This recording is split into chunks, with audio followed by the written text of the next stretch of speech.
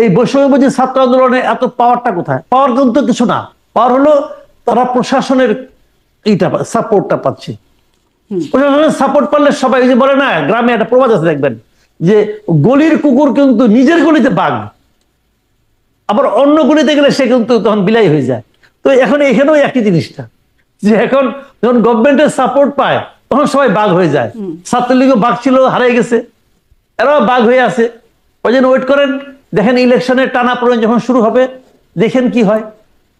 জি, মানে নির্বাচন পর্যন্ত দেখতে হবে। আপনি যে শুরুতে একটা কথা বলছেন, যেই লাউ সেই কদু, ছাত্ররাও কি সেই দিকে চলে যাচ্ছে কিনা, মানে সেই অবস্থান তো মনে হচ্ছে। একটা জায়গায় একটু প্রশ্ন করতে চাই, অভ্যুত্থানে যারা আসলে যে ক্রেডিট নিয়ে আমি কথা বলতে শুরু করলাম, যে কৃতিত্ব নিয়ে কারাকারি চলছে একটা, কিছুদিন আগে সাবেক মার্কিন কর্মকর্তা, স্টেট ডিপার্টমেন্টের কর্মকর্তা মাইক বেঞ্চ, তিনি বলছেন যে দেশে দেশে যে রেজিম পরিবর্তন হয় সেখানে যুক্তরাষ্ট্র কাজ করে, এবং বাংলাদেশেও সেই কাজ করেছে, বাংলাদেশের অভ্যন্তরীণ রাজনীতিতে হস্তক্ষেপ করেছে, মিডিয়া, সামাজিক যোগাযোগ মাধ্যম এবং বিরোধী দলের মুভমেন্টে ফান্ডিং করার মাধ্যমে তারা এই কাজগুলো করে, এটি মাইক বেঞ্চ বলছেন।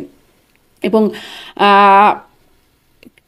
মানে পতিত সরকারের প্রধানমন্ত্রী শেখ হাসিনা তিনিও বলেছেন, বারবার বলেছেন যে তার পতনের জন্য যুক্তরাষ্ট্রকে তিনি দায়ী করেছেন। এমনকি ট্রাম্পের যে সংবাদ সম্মেলন হলো, মোদি ট্রাম্পের সংবাদ সম্মেলন, সেখানে ট্রাম্পের কাছে সরাসরি এই প্রশ্নটাই গেল, যে বলছে ইট ইজ এভিডেন্ট, নিশ্চিতভাবে সাংবাদিক প্রশ্ন করে মানে জিজ্ঞাসা করছেন যে এরকমটা যুক্তরাষ্ট্র করে, বাংলাদেশের রেজিম চেঞ্জের ব্যাপারে তার মতামত কি সেটা জানতে চাইলেন, বাংলাদেশের ব্যাপারে অবজারভেশন জানতে চাইলেন। আসলে কোনো যোগসূত্র কি আছে, মানে অভ্যুত্থানের এতদিন পরে কোনো যোগসূত্র কি দেখেন? দেখেন একটা কথা বলি আপনাকে, যোগসূত্র অনেক থাকে, অনেক থাকে, কিন্তু মূল কারণটা কি? মূল কারণটা হলো দেশ জুড়ে সাধারণ মানুষের ক্ষোভ, হলো মূল কারণ। মূল কারণটা হলো শেখ হাসিনার দুঃশাসন। আপনি যদি আমাকে বলেন এই আন্দোলনের মাস্টার মাইন্ড কে ছিল, মানে এককভাবে যে আপনি সবচেয়ে বেশি ক্রেডিট দিতে চান, যে আমি একজন ব্যক্তিকে সবচেয়ে বেশি ক্রেডিট দিব এই পট পরিবর্তনের জন্য, তাহলে আমি সেই ক্রেডিটটা দিব শেখ হাসিনাকে। উনি সেই ব্যক্তি যার একক কিছু সিদ্ধান্তের কারণে এই পট পরিবর্তন সম্ভব হয়েছে, আর কেউ নাই। আর সবারই সমান দায়িত্ব ছিল, সবাই সমানভাবে রাখছে। এখন হয় কি, ওই দিন আমাকে বলতেছিল যে এই যে আন্দোলনের কর্মসূচিগুলি দেওয়া হয়েছে, সবগুলি কর্মসূচি দেখবেন আপনার ইংরেজি নাম, ঢাকা ব্লকেড, কমপ্লিট শাটডাউন, এবং এখনো দেখবেন তাদের মধ্যে ইংরেজি নামের প্রতি একটা প্রীতি কাজ করে কিন্তু।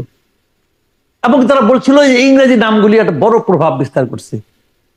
আবার আমি যদি উল্টো করে বলি, যদি এই আন্দোলনটা ব্যর্থ হতো, তখন একজন বলতো কি এই ইংরেজি নামকরণের কারণেই ব্যর্থ হয়েছে, মানুষ বুঝে নাই কি নাম দিছে, ব্লকেড ব্লকেড, পাবলিক কি ব্লকেড বুঝে নাকি, এই জন্য ব্যর্থ হইল। এখন এটা হলো কি, যে সাফল্যের কোনো যুক্তি লাগে না, যখন সফল হয়ে যায় তখন দেখবেন ছোটখাটো ঘটনা ওইটাও যুক্তি, ওইটাও একটা বিরাট যুক্তি কিন্তু, বুঝছেন না? এই আপনি ধর, আমি একটা ছোট একটা এক্সাম্পল দিয়ে বলি আপনাকে। দেখেন শ্রীকৃষ্ণ উনি ননি চুরি করেছিল, এখন ওইটাও কিন্তু একটা বিরাট ঘটনা, উনি ননি চুরি করেছে। আমি আপনি ননি চুরি করলে ভাই নাম হবে আমাদের, হবে, মায়ের খাবেন, চট থাপ্পড় খাবেন বাপ্পার কাছে, চুরি করলি কেন? কিন্তু যেহেতু কৃষ্ণ করেছে, অতএব ওইটা খুব একটা বিরাট ঘটনা, কিন্তু উনি ননি চুরি করেছে। তো এখন এখানেও ঘটনাগুলো এভাবে ঘটে, যে ঘটনা ঘটে গেছে। এখন এই ঘটনার ক্রেডিট, এই ঘটনার সাফল্যের কারণ কত রকম যে হবে, এটা কোনো এই শেষ নাই। সামান্য ছোটখাটো পদক্ষেপে দেখবেন এটা বিরাট ঘটনা। তো এই জন্য বললাম যে সাফল্যের কোনো ব্যাখ্যা লাগে না। কিন্তু এটাকে তো সাফল্য হিসেবে যুক্তরাষ্ট্র, তো যেমন ট্রাম্প খুব স্বাভাবিকভাবে অস্বীকার করেছেন যে না, ডিপ স্টেটের কোনো ভূমিকা নাই বা যুক্তরাষ্ট্রের কোনো ভূমিকা নেই। ট্রাম্প তো ততটুকুই অস্বীকার করেন, ট্রাম্পের যে ফর্মুলা, ট্রাম্প তো ততটুকু অস্বীকার করবেন। আপনি ডিপ স্টেট, এটাকে গভর্নমেন্ট, কোনো গভর্নমেন্ট স্বীকার করবে? একদমই না। ডিপ স্টেট সে স্বীকার করবে কেন? কেন করবে? বুঝছেন না? এইগুলোই তো হয় ভাই আমাদের সোসাইটিতে। অনেক সময় দেখবেন আপনি যে 3.5 বছর ধরে প্রেম করেছে, তারপর বিয়ে করছে, পরে বলে কি যে আমি তো চিনতাম না, বাবা মা পছন্দ করে বিয়ে করেছে, বলে কিন্তু রে ভাই। তো ডিপ স্টেট আর কি, ডিপ স্টেটের মাধ্যমে সম্পর্ক ছিল, পরে আমি কিছু জানি না, আমার বাবা মা করাইছে। তো এইটা এরকম। তো ডিপ স্টেটের ঘটনা কিছু ছিলেন। শেখ হাসিনা তো একটা প্রাইম মিনিস্টার ছিলেন, তাই না? ওনার তো অনেক, ধরেন আপনার গোয়েন্দা বাহিনী ছিল, ওনার অনেক কিছু ছিল। উনি জাতীয় সংসদে দাঁড়িয়ে বলেছেন যে আমেরিকা আমাকে ফেলে দিতে চায়। বলেছেন তো ভাই, একটা দেশের প্রাইম মিনিস্টার বলেছেন, বিবিসি কে ইন্টারভিউ দিতে দিয়ে সরাসরি বলেছেন আমেরিকা আমাকে ফেলে দিতে চায়, বলেছেন তো। তো উনি কি কিছুই বুঝেন নাই? হওয়ার উপর বলেছেন? এটা হয় না। কিছু না কিছু বুঝেছেন, নানাভাবেই অনেক ঘটনা ঘটেছে, চাপ এসেছে, বলেছেন।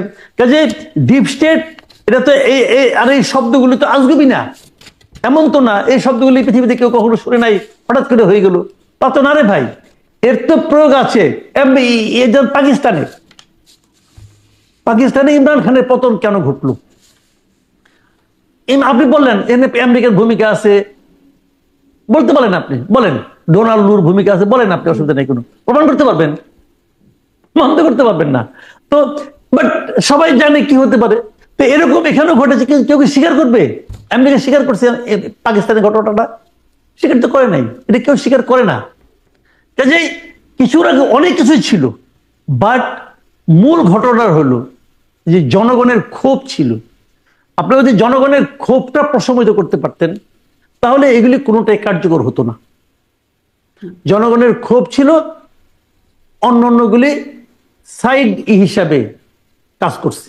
আচ্ছা, তার মানে এই বিষয়গুলো আসলে সাইড, ডিপ স্টেটের ভূমিকা, এগুলো সাইড হিসেবে কাজ করতে পারে বলে আপনি বলছেন? হ্যাঁ, এগুলো গুরুত্বপূর্ণ ছিল, একদম উড়িয়ে দেওয়ার মতো না, সবই ছিল।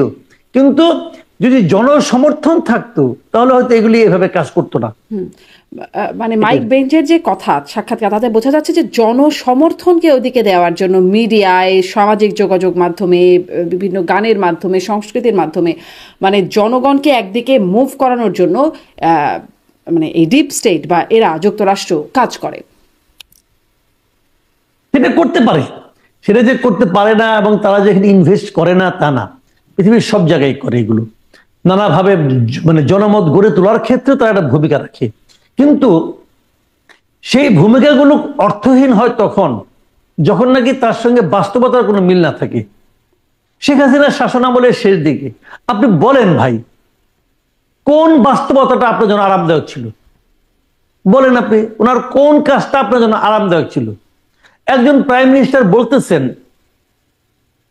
বিদ্যুৎ নিয়ে আলোচনা হচ্ছে, উনি বলতেছেন তাহলে বিদ্যুৎ বন্ধ করে দেয়, এখন বুঝবা কেমন লাগে। এখন প্রাইম মিনিস্টার বিদ্যুৎ বন্ধ করে দিবেন কোন এখতিয়ারে? এটা কি ওনার বাবার বিদ্যুৎ নাকি? ওনার টাকায় আসছে, আমার টাকায় আপনি করছেন, তার মধ্যে আপনি চুরি করছেন, এখন আপনি ভাব দেখাচ্ছেন বিদ্যুৎ বন্ধ করে দিবেন। এই যে বিষয়গুলো, একদম সাধারণ মানুষ সেও কিন্তু অপমানিত বোধ করছে যখন উনি বলেছেন যে আমার বাবা দেশটাকে স্বাধীন করেছে। তখন যে শহীদ মুক্তিযোদ্ধার ফ্যামিলি, তারা অপমানিত বোধ করছে। আমার ছেলে মারা গেল আর আপনার বাবা দেশ স্বাধীন করে দিল। এই দেশটা তো একজনের স্বাধীন করে নাই, এই দেশটা সম্মিলিতভাবে স্বাধীন করেছে।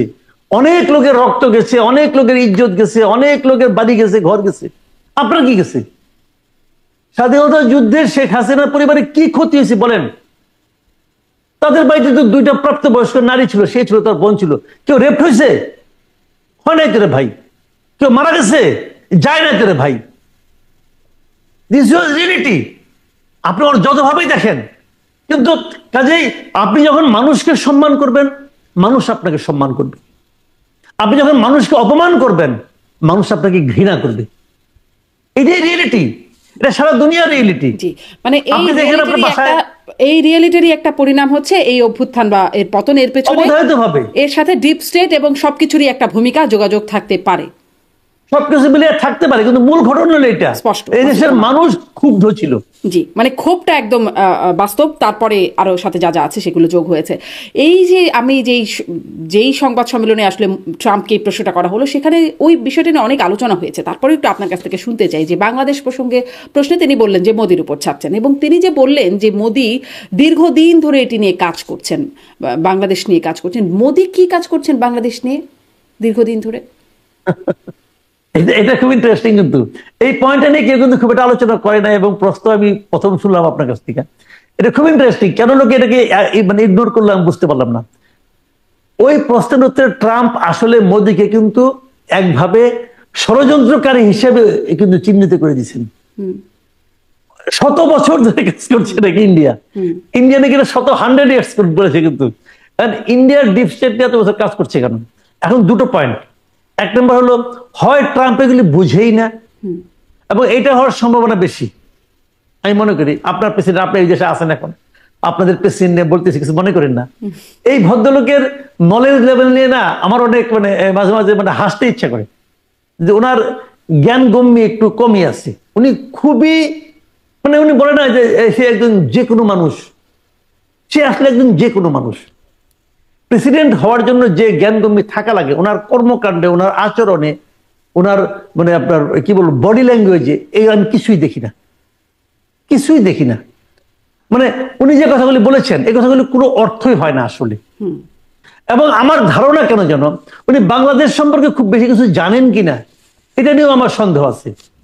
উনি হয়তো বলতে পারবেন না বাংলাদেশটা কোথায় আছে। আমার ধারণা ওনার সম্পর্কে আমি যতটুকু বুঝি, উনি আসলে আমেরিকা ছাড়া পৃথিবীর আর কোনো দেশ নিয়ে ভাবেন না। এটা তো উনি ওনার পলিটিক্স, ওনার তো ইলেকশনের সময় ওনার তো একটা স্লোগানও ছিল আমেরিকা ফার্স্ট, আমেরিকা ছাড়া আর কিছু দরকার নাই।